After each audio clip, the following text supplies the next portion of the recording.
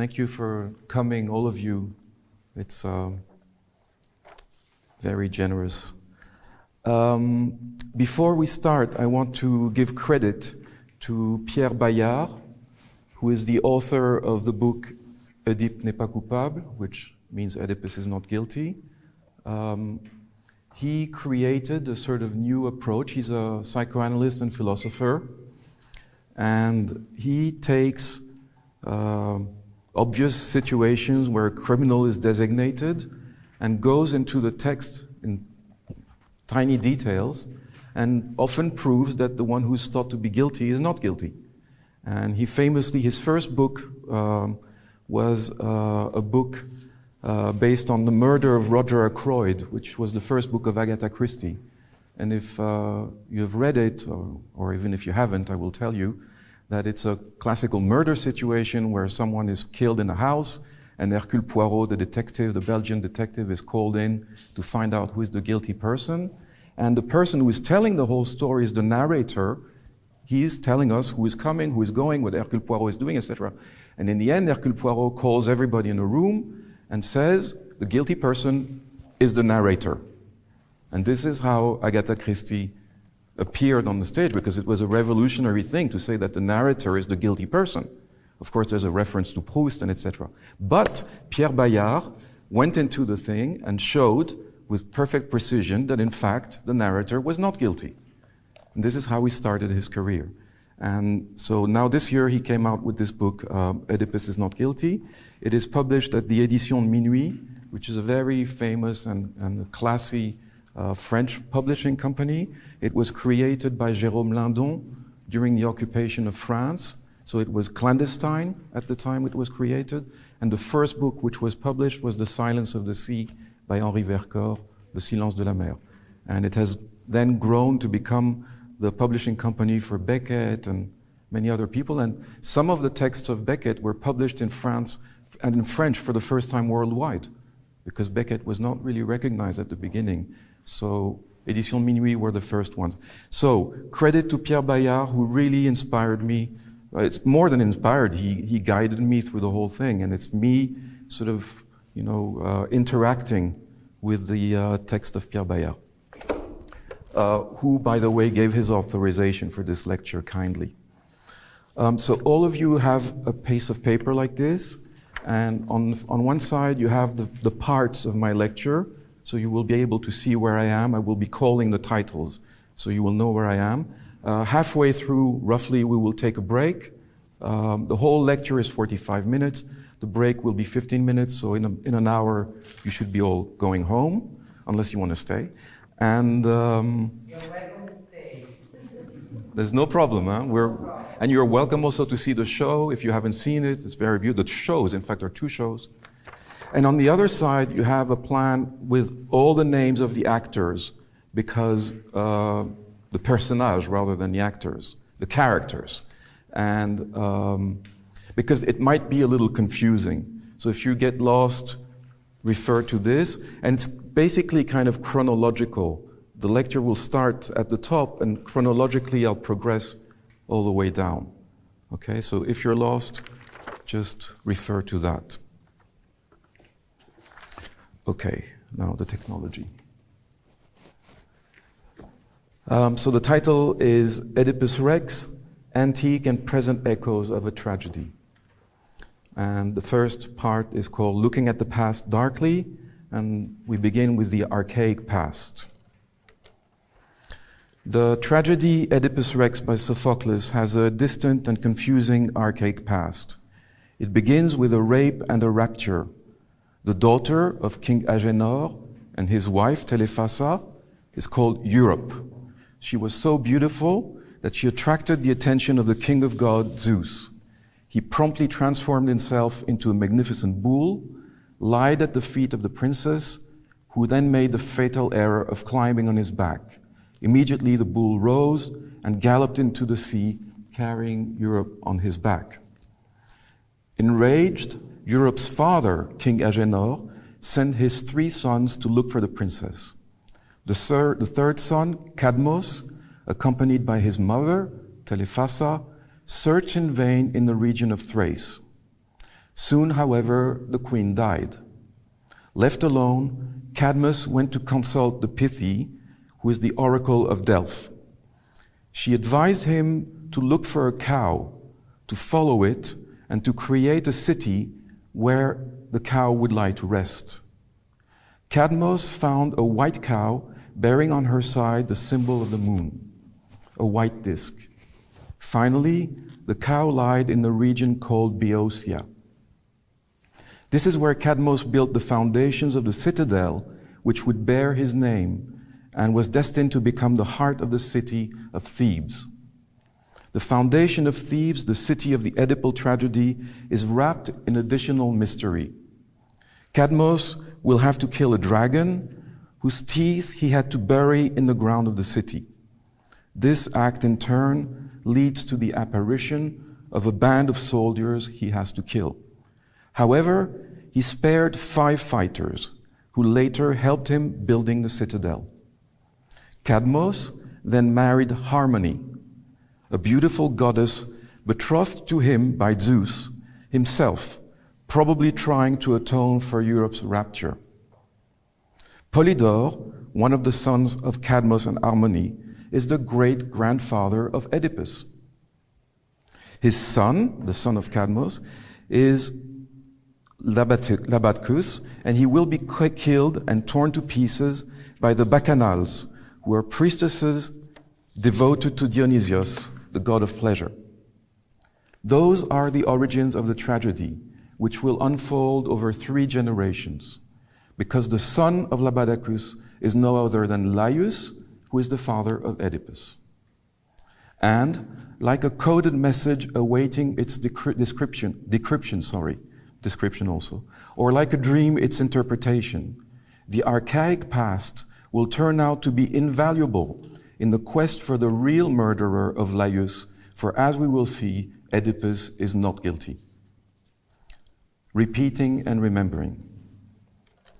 In 1920, Freud proposed the breakthrough idea that sometimes repetition replaces remembering.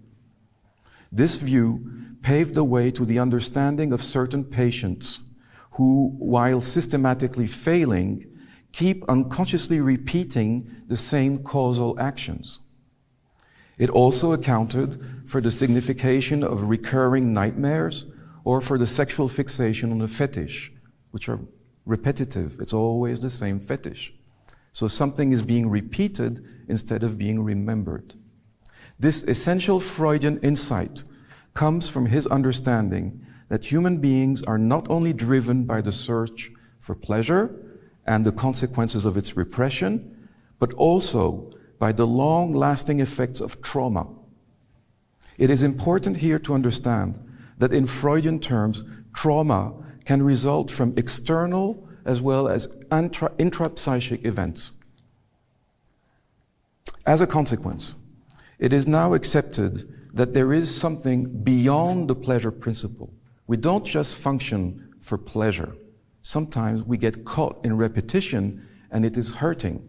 And the reason we're caught in repetition is because trauma has its grip on us. And we're repeating and repeating because we don't remember the trauma. And the trauma, as I told you, can be from something outside or it can be from something inside. So something beyond the pleasure principle animates the human being.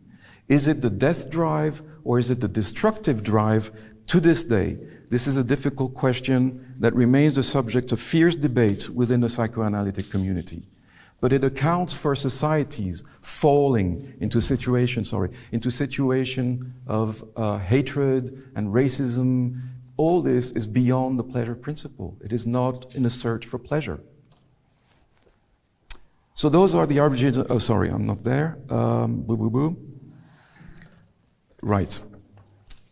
Be that as it may, a characteristic of repetition is that it produces identical rather than similar events. When you're caught into repetition, you repeat things exactly as they are. You don't do something similar. When you're doing something similar, you're in the pleasure principle. But when you're doing something identical, always like children knocking their head against a wall, repetitively, that's beyond the pleasure principle. He's harming himself because of some reason.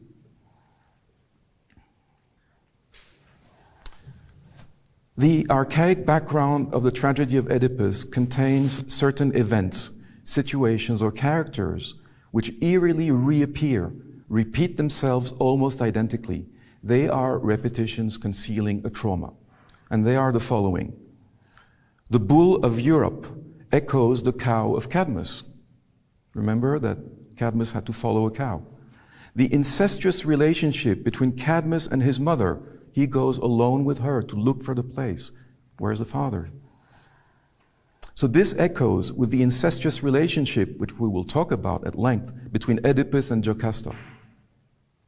The battle of Cadmus against a band of soldiers from which 5 emerge as survivors echoes, as we will see, with the story of the 5 soldiers Oedipus is accused of killing at the scene of the murder of Laius, his father. The brutal death of Labadcus as a consequence of his fighting against Dionysius, the god of pleasure, echoes with the slaying of Laius, Oedipus' father. So we have these echoes. Myths are age-old stories with a hidden meaning. Oh, I shouldn't be there. This is where I should be. So myths are age-old stories with a hidden meaning. In that sense, they are very similar to dreams. Myth and dreams are both awaiting interpretation to be understood. For example, the myth of Achilles' heel is the story of a baby held by the heel by his mother, who's dipping him in the river Styx to render him invincible. The hidden meaning of this myth is accessible by recalling that one day a mother came to consult Freud. Distraught, she asked him, "Herr Professor, how can I be a good mother to my child?" Freud answered, "You can't." What he meant was that just like Achilles, nobody is perfect. And even the devoted attention of a mother trying to give invincibility to her son will leave the trace of her intervention, and thereby will create a limit to her child's omnipotence. It will be his Achilles' heel. This is where the mother held the child when she dipped him in the river. So there's the trace of her hand. This is Achilles' heel. Therefore, we can analyze the repetitions in the myth and the tragedy, just as if they were a recurring nightmare with a hidden meaning and a traumatic cause.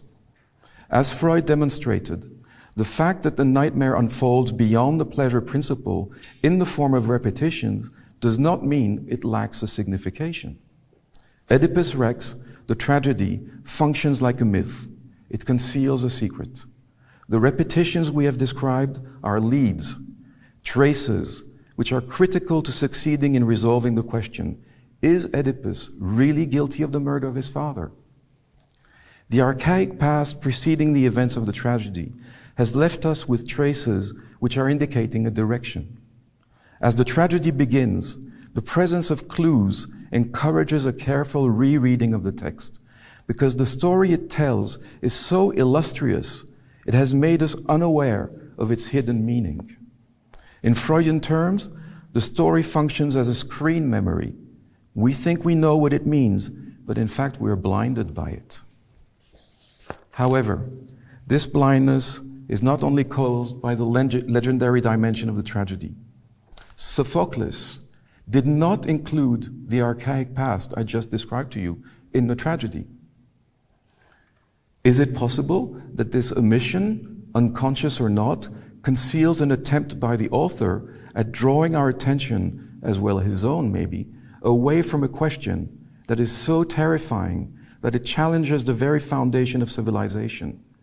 Does the origin of civilization really lie in parricide? Or could Oedipus be innocent and the real murderer be still hiding in the darkness of the wings? The tragedy. Freud and Sophocles share a hidden agenda. At the beginning, conflicts beset the royal city of Thebes, and in spite of the death of his father, Laius cannot become king. He is forced to flee. He is sheltered in Pesos by King Pelops, whose name is the origin of the Peloponnese region now in modern Greece. The king, fully trusting Laius, gives him the responsibility of educating his son, Prince Chrysippus. Education in antique Greece meant that Laius was teaching the young man the art of driving a war chariot.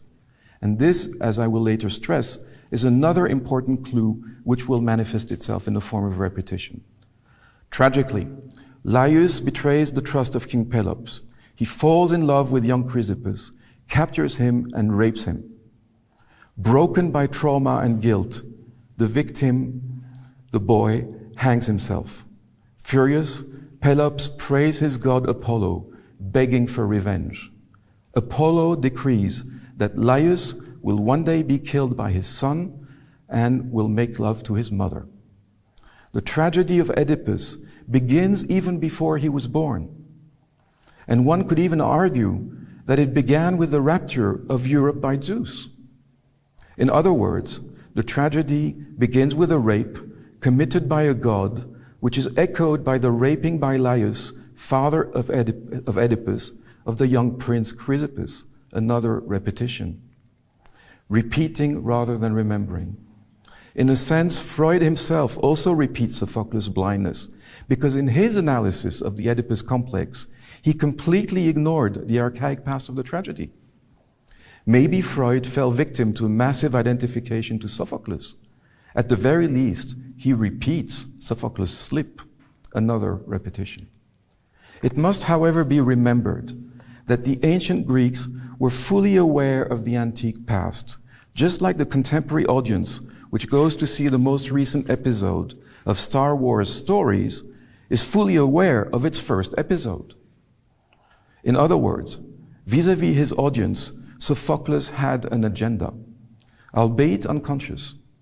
Soon, we will discover what this agenda was, and we will propose that Freud had the same. An attempted infanticide. Years have passed. Laius is now king of Thebes. He has married Jocasta, but the couple is very aware of the curse weighing on them.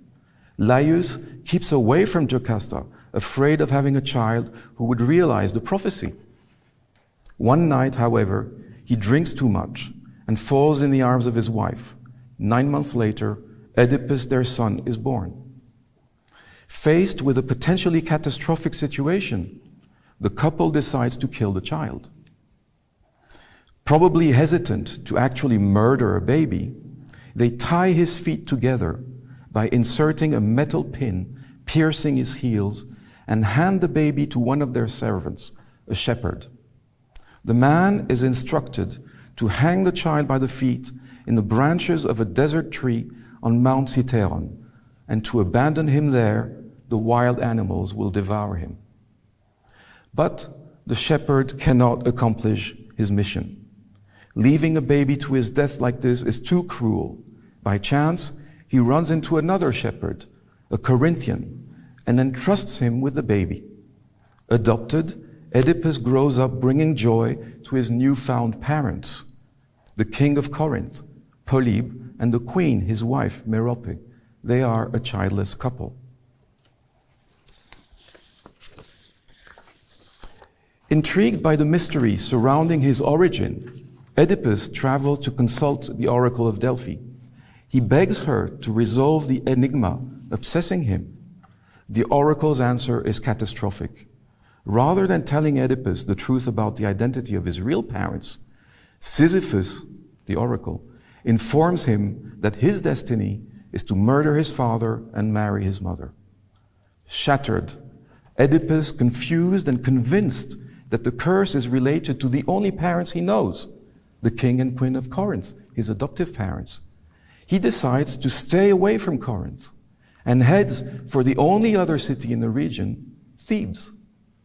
The text then informs the reader that a battle has erupted on the road from Delphi to Thebes. A lonely man was confronted by a king and his escort. A disagreement on the issue of priority erupted. The lonely man prevailed, killed the king and his guards. Then, the text continues, Oedipus arrives at the gates of Thebes.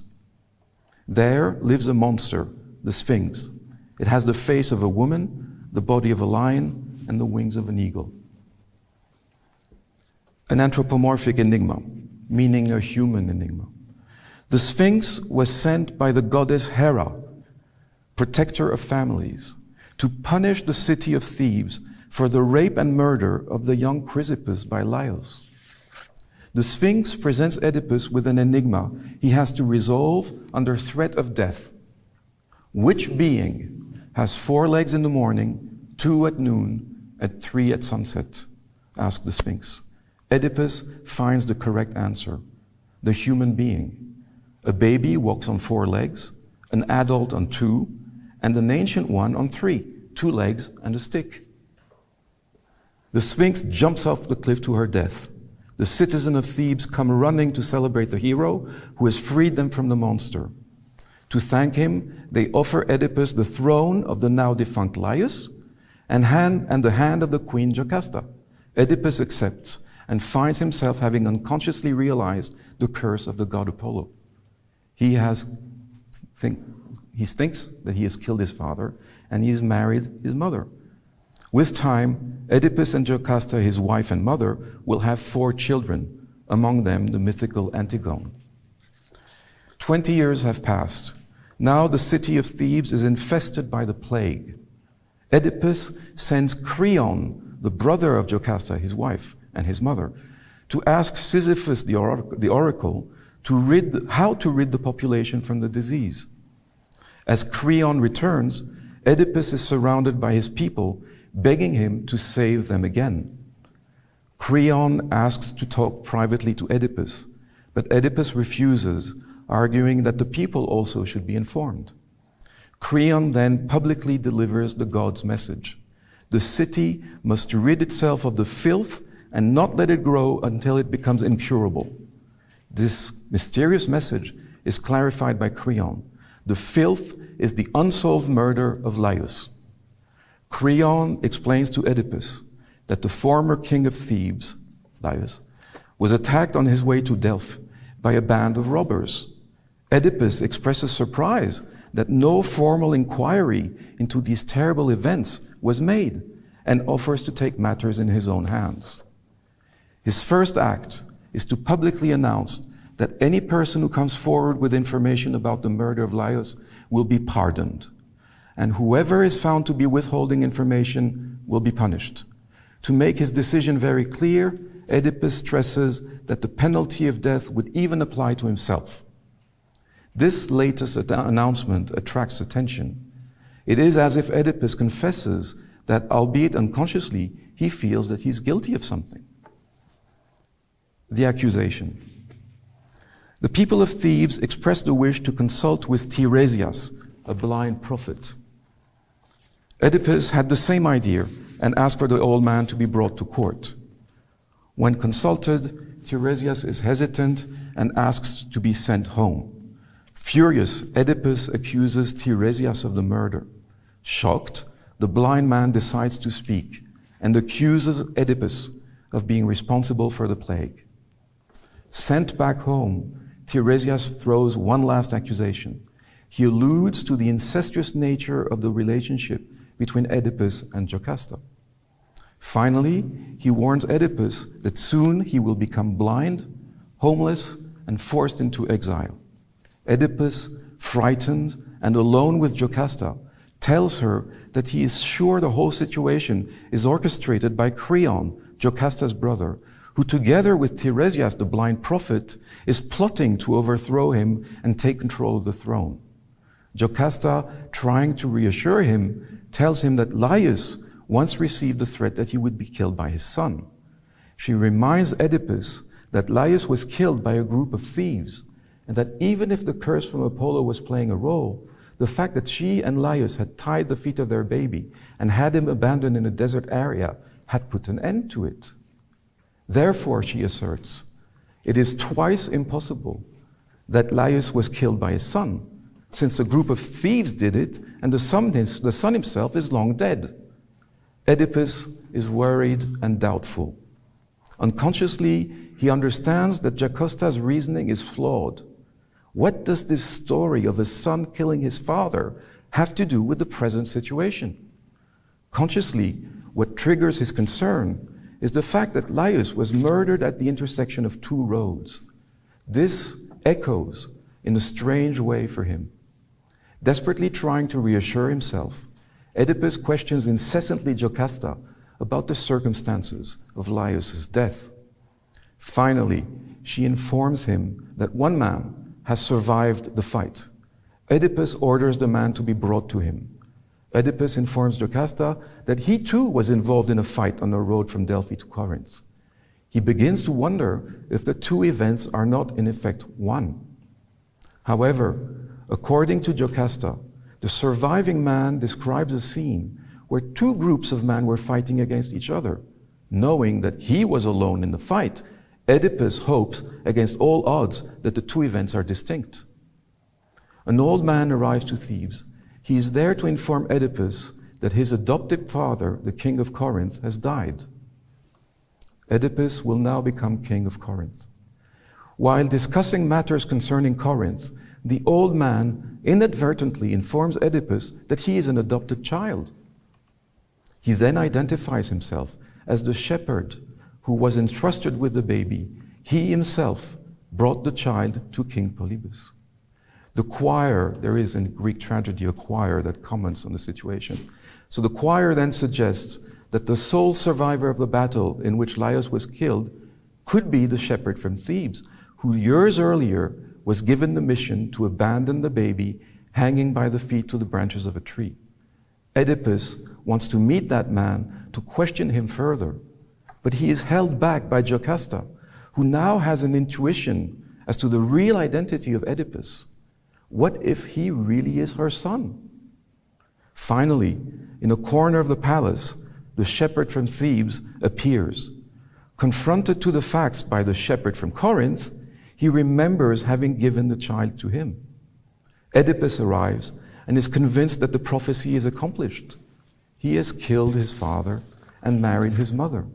A dramatic announcement is made. Jocasta has hung herself.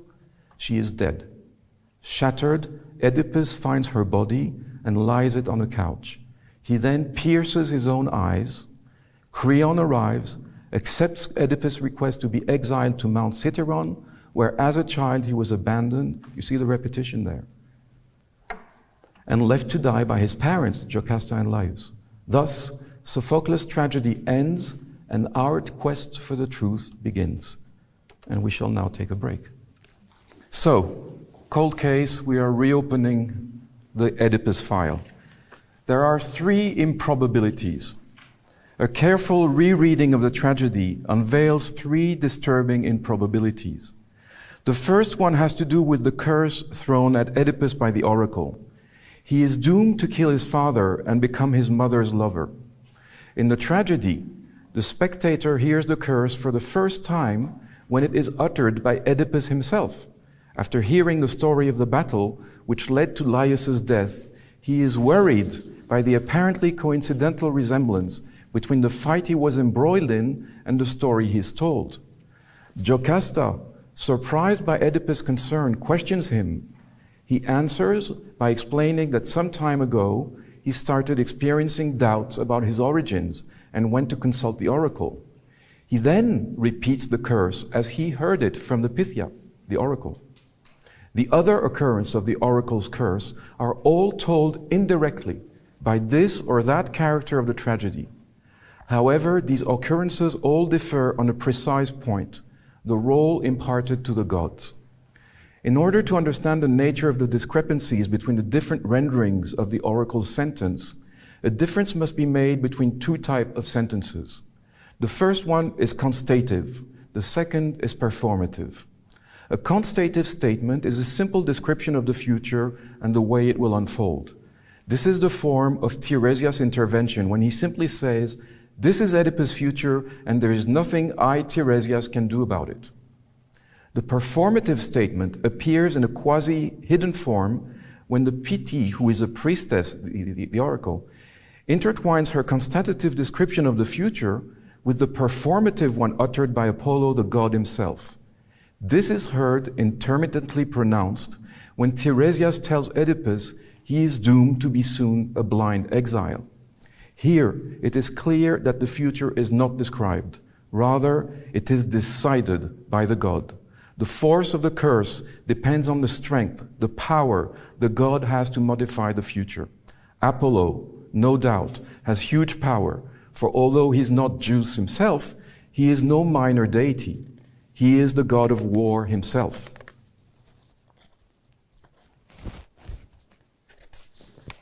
In reality, the Apollonian performative curse dates from the archaic past preceding the tragedy, which I described at the beginning. It originates in the rape and suicide of Chrysippus, which deeply shocked the gods. More precisely, the death of Chrysippus triggers two predictive curses uttered by the god.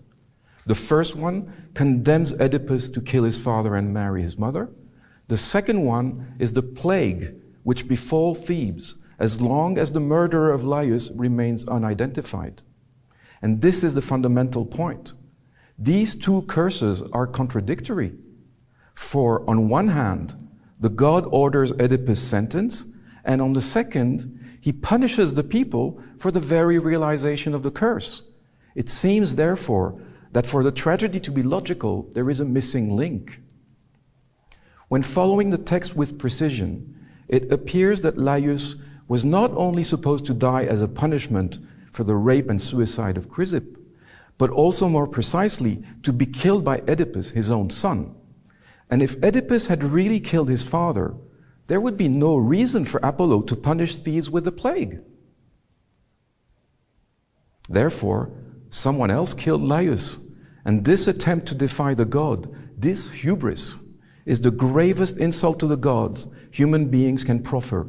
This insult is the cause of the plague that befell Thebes. This is the ruins of Thebes. Incredibly, the second improbability was discovered in the 17th century by Voltaire. Well, where is Voltaire?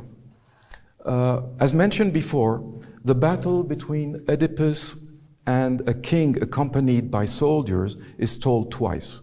First by Oedipus, who thinks the king was Laius, his father. Second, by Jocasta, who has heard it through her servant, the shepherd from Thebes. But are these two narratives really identical? When Oedipus anxiously asks Jocasta when the event took place, she answers, "We heard the news a little time before you were made king of Thebes." The least that can be said is that as far as timing is concerned, her answer is very vague. When Oedipus tries to understand where exactly the battle erupted, Jocasta tells him that it took place at the intersection of a road from Delphi with that from Daulia. The answer apparently seems to be more precise. However, when one consults a map of Greece, one sees that there are at least two roads that are leading from Delphi to Thebes, and therefore at least two possible intersections on the road to Daulia. We find ourselves in the presence of a murder which took place somewhere, sometime. And this is not sufficient to accuse anyone with certainty. So Oedipus tries to obtain a positive identification of the victim. Jocasta tells him that the man was tall, his hair was whitening, and he resembled Oedipus. But it must be understood that at this stage, Jocasta doesn't know who the victim of the battle with Oedipus is. She only assumes it is her husband, and therefore she describes Laius. If we stick precisely to the few details she gives, tall, whitening hair, in fact it could be anybody. An important moment occurs when Oedipus asks for the precise description of the attacked party. She tells him that there was the occupant of the war chariot and 5 fighters. Remember the 5 soldiers at the creation of Thebes? Oedipus is now convinced that he is the real attacker of Laius and his soldiers. However, we must remember that Oedipus, when telling the story of the attack, said that he killed everybody.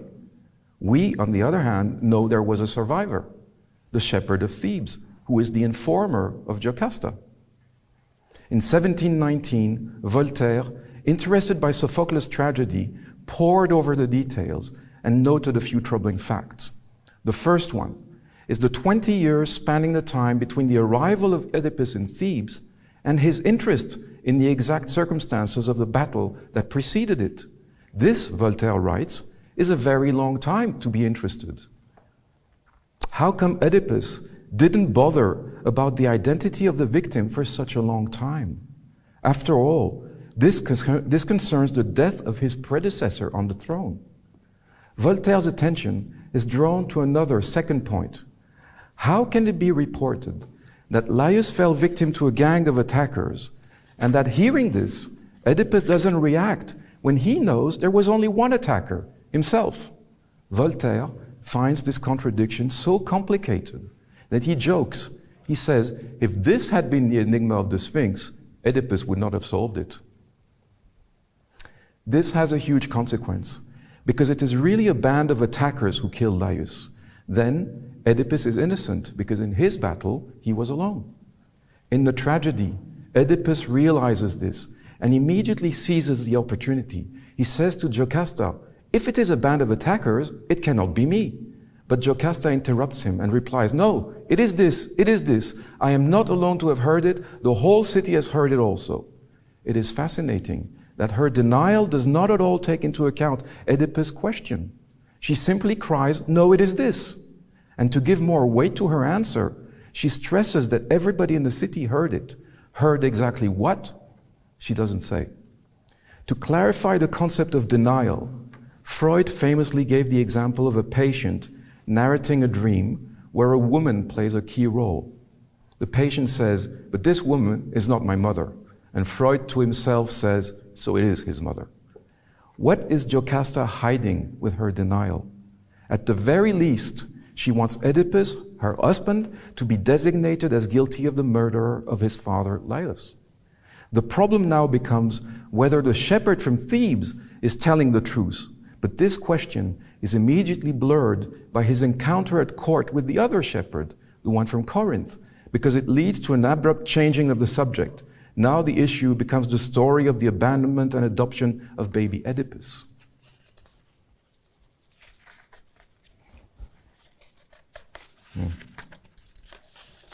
We are left by Voltaire with the hypothesis that two different battles erupted. Oedipus was involved in one, but not in the killing of his father. The third and final disturbing improbability is a major one, and it is related to Oedipus' pierced feet. The terrible wound was inflicted to Oedipus by his parents, Jocasta and Laius, in their attempt to cancel the curse of the Pythia, messenger of Apollo.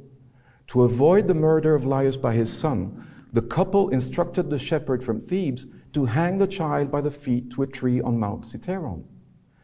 To do so, they pierced his feet. This wound is so intimately tied to the son's identity that his very name, Oedipus, etymologically means swollen feet. Oedipus' wound is described 3 times in the play, and it seems that we are in the presence is not a simple binding of the feet, but rather a deep perforation. This has a consequence. Oedipus has deformed heels, swollen feet, and he walks with a very visible limp. So, how is it possible that when meeting Oedipus, Jocasta's attention is not drawn to the infirmity? This is made even stranger by the fact that ancient Greeks paid a lot of attention to scars. In the Odyssey, the old servant woman recognized Ulysses when he arrives back in Ithaca by his scar. Scars were important because ancient Greek males were warriors, and the scars were the visible bodily traces of the numerous battles they fought. In fact, the text shows that Jocasta has very early on understood that Oedipus is her son. She even attempts to reassure him on a few occasions and finally cries, "Oh, may you never discover who you are," which logically means she knows who Oedipus really is. So why did she not speak up earlier? Probably because saying the truth would lead to her opening the Pandora box inside which lurks the awful secret, which is the foundation upon which the antique Greek civilization rested during centuries. The truth is revealed. The main obstacle to the revelation of the solution of the murder is the apparent fact that Oedipus confessed. But here again, a close examination of the text will show he didn't. Oedipus seems to accept that he is the man who killed the noble character riding on a chariot, as well as his escort. Why does he reach this self-accusatory stage? Tiresias, the blind prophet, bears a double responsibility. His accusations seem unassailable, and the heavy atmosphere he installs becomes pervasive. Twice, Tiresias directly accuses Oedipus. He cries, "I tell you, you are the murderer we are looking for." Oedipus is profoundly shaken by this accusation and even comes to believe in his own guilt. He becomes a living proof of the existence of a drive that operates beyond the pleasure principle, as we showed earlier. Everything happens as if he eliminates all the reasons to doubt his guilt in order to masochistically accuse himself. In Freudian terms, it is very likely that he experiences an unconscious rage against his real parents who have abandoned him and pierced his feet. Tiresias' accusation gives Oedipus a way to reconcile himself with his violent hidden rage. To identify the real murderer, we must distance ourselves from the accusations, focus on the mobile and the material means of the act. Only one character in the tragedy has both mobile and means, Jocasta. And she lied 3 times. The first time, she denies that she participated in the wounding and abandoning of Oedipus by blaming her husband, Laius. The shepherd of Thebes formally challenges this version. He testifies that it is Jocasta herself who handed him the baby. The second lie occurs when she attempts to convince Oedipus that his feet were only tied and not sadistically pierced. The third lie, probably the worst, is that all along she knew that the man who survived the battle in which Laius was killed and the man she gave the baby to are one and the same. It is the shepherd of Thebes. An additional lie, this time by omission, occurs when she sees the feet of Oedipus and conceals the clear implication. He is her son. It therefore appears that there exists a guilty complicity between Jocasta and the shepherd from Thebes. Jocasta lies to conceal the fact that she has a mobile. She needs to hide that she orchestrated the attempted murder of Oedipus, her own child. Laius' guilt in the decision to murder baby Oedipus is not even certain. In fact, it seems that ever since the night he drank excessively and made love to her, Jocasta only had contempt for him. When she is informed by her trusted henchman, that the shepherd from Thebes, that he has not left the baby to die as ordered, but handed him to the Corinthian king, Jocasta understands that the only way to avoid the realization of the prophecy is to organize the murder of her husband. Once more, Jocasta orders the shepherd to execute a murder. And since the first time around he didn't accomplish his mission, since he didn't kill the baby, this time he is even more decided to execute the order that by the same token will absolve him of his guilt. Therefore, Jocasta has the mean to murder Laius, means and mobile. However, Jocasta makes a tragic error as a result of her falling prey to hubris.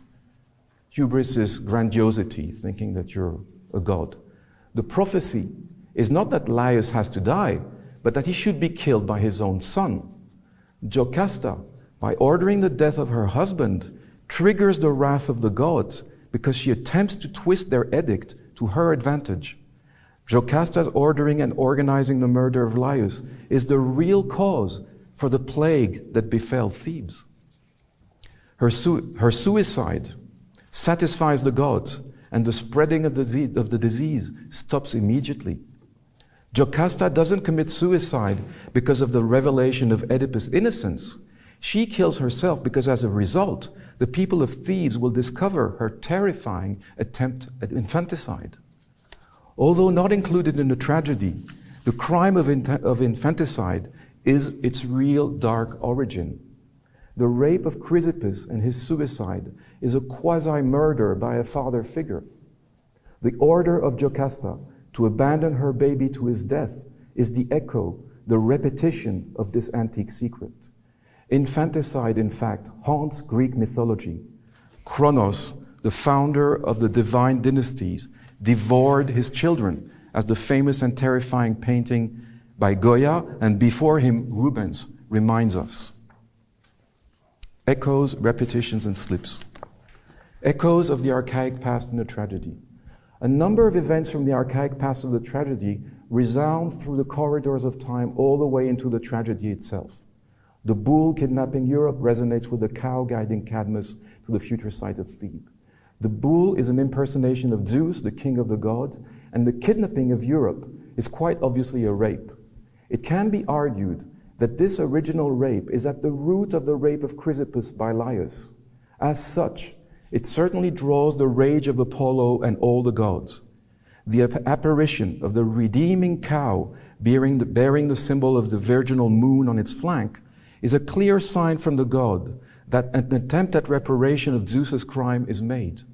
The family of the gods try to heal the harm done by the dominant father. The incestuous relationship between Cadmus and his mother leads to her death, and it in turn to the founding of the city of Thebes. Similarly, the suicide of incestuous Jocasta leads to a future in which Oedipus, albeit blind, will become a holy man whose gravesite will remain secret and bring a benediction and protection to the citizens of Colonna. It is remarkable that the episode of the unknown gravesite also appears in the Bible, where Moses' gravesite location remains unknown to his people and yet leads to the foundation of antique Israel.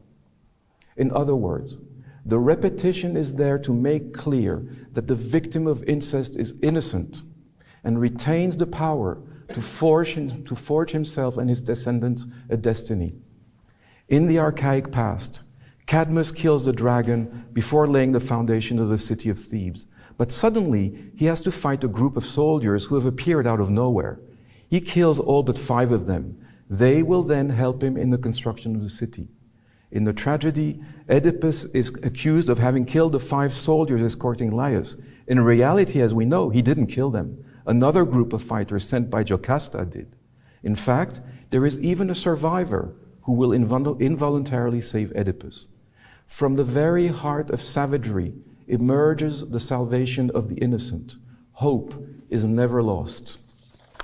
Finally, in the archaic past, the killing of Labdacidas by the priestesses of the god Dionysius is a punishment for his insulting a divinity, just as the death of Laius in the tragedy is the punishment for his raping Chrysippus, which is a clear manifestation of murderous hubris. The antique past and the tragedy inform us both that men are not gods. It therefore seems that hope and morality emerge from the repetitions echoing in the archaic past and the tragedy. There remains, however, one last repetition occurring in another dimension of time, the one which connects antique Greece to our modern time, the intriguing lapsus of Sophocles and its repetition by Freud. The repressed. We noted earlier that Freud and Sophocles failed to mention the events of the archaic past. In the tragedy, Sophocles completely ignores the archaic past and even part of the present. The first scene unfolds at court 20 years after Oedipus was made king of Thebes. We only find out about his adoptive parents, the oracle of Delphi, the murder of Laius, and other pivotal events through the various testimonies relating the events of the recent past. We also stressed that the ancient Greek audience was familiar, very familiar, with the legends of the antique past, just like present audiences are aware of the events unfolding in the first episodes of Star Wars. In other words, as far as Sophocles is concerned, we are not in presence of a lapsus, an involuntary act, but rather an authorial decision. For a reason until now mysterious, Sophocles decided not to refer to the distant past, just as if a present director would omit the story of Luke Skywalker and Darth Vader as it was filmed by George Lucas. Interestingly, the meaning of the name Darth Vader can easily be found simply by listening to its pronunciation with a German accent, Darth Vater, or Dark Father, which, as we all know, is the mystery Luke Skywalker eventually resolves. Darth Vader, Dark Vater, is his long-forgotten and dangerous father, and he will have to kill him, just like apparently Oedipus had to kill Laius. Parricide echoes from the dark past into the tragedy and all the way to our present cinematic mythology. Sigmund Freud, when writing in 1900 about Oedipus in his dream book, based his theorization of the Oedipus complex on the fact that the audience watching the tragedy is systematically captured by an eerie impression of déjà vu. Freud's interpretation is that we all recognize the unconscious wish which seemingly leads Oedipus to kill his father and marry his mother. We recognize it darkly because we harbor it unconsciously, carefully repressed by our own family legends. Freud makes the same authorial decision as Sophocles. He ignores the archaic past, and yet he was very much aware of its mysteries and beauty. He was a keen collector of ancient art, Greek, Roman, and Egyptian, and a subtle specialist of the myth. To understand what is happening, we must remember that Freud's writing of the dream book is in fact a result of his self-analysis, and that most of the dreams he writes about are now known to have been his own. The figure of the father plays a recurring and central role in these dreams. Another important fact is that Freud's father's death is also contemporary to his self-analysis, that of Freud, and that his understanding of the huge role played by the unconscious wish of the son to kill his father is foundational to his theory of the mind. Again, the death of a Darth Vader. To summarize, both Freud and Sophocles are fully aware of their concealing of the archaic past. Both have the same conscious objective: to mobilize their audience attention on the importance of parricide. 20 years later, Freud will publish Totem and Taboo, where he makes his position perfectly clear. The killing of the primal father, the Darth Vater, by the son is the foundation on which the laws forbidding incest and instituting monogamy, or rather the non-sharing of the wives, are based. Parricide, therefore, is the theme which echoes from Sophocles' tragedy to Freud's theory. The two men's shared objective is, by consciously concealing the terrible secret lurking in the archaic past, to promote the laws regulating the Greco-Roman Western world. Parricide is the keystone maintaining the entire structure of civilization. However, at the end of our long rereading of the tragedy of Oedipus, we now know that Oedipus is innocent. He has not killed his father. The real murderer, in fact double murderer, is Jocasta, who attempted to kill her child, Oedipus, twice. Once by leaving him to be hung by the feet, and twice by trying to have the people of Thebes believe he is guilty of the murder of his father. Jocasta is guilty of infanticide by the mother. Is this the dark truth Freud and Sophocles are trying to hide from their audience? Is parricide, in fact, a screen fantasy constructed to conceal the idea that civilization is built on the repressed infanticide by the mother? No, I believe things are more complex and nuanced. Jocasta is not simply guilty, and Oedipus is not simply innocent. To progress and conclude, we must remember the lessons we learn from the meaning of the repetitions in mythology. There is hope for mankind if it refrains from omnipotence and hubris. The question then becomes, how is it possible for hope to survive if civilization is built on the screen fantasy of parricide only to better conceal infanticide by the mother? The solution resides in the central role played by ambivalence. The triumph of ambivalence. At the conclusion of this presentation, we find ourselves in the presence of a Russian puppet-type construction. Parricide concealing infanticide by the mother. We also know that repetitions in mythology have taught us that hope and dignity remain reachable for the future generations. How can these two perspectives be reconciled? To formulate an answer, we must turn to the psychoanalytic understanding of the role of the father and the role of the mother in the raising of their child. From a Freudian point of view, the father has a double function. First, he is to be the protector of the child and the family. Second, he must teach the child the importance of ambivalence. And this he does simply by appearing to the child as the person to love and to hate. The child loves the father because of the protection he provides. He hates him because the father is an obstacle on the way to motherly love. The father must be able to close the door of the parent's room. The child has to accept and wait. From the same psychoanalytical point of view, the mother's adoration of her baby is tainted by emotions of rejection. Sometimes the baby is too much to bear, and she feels like throwing him out the window. The shadow of infanticide lurks even in the baby-mother relationship. The answer for humanity is to accept and tolerate the presence of ambivalence. Father is protective, but also dark Vater. And mother is loving, but also Jocasta. The reason Laius and Jocasta are malevolent in the tragedy is that they have both fallen prey to hubris. They have fallen out of ambivalence. And the cause of that fall is the force of attraction exerted by omnipotence. The violent quest for power is an insult to ethics and to the antique gods. Their vengeance can stretch over generations. However, even there is room for hope. The Bible teaches us that the fault of a generation doesn't fall on the following one. And this is probably the greatest contribution to civilization brought by the book of the antique Hebrew people.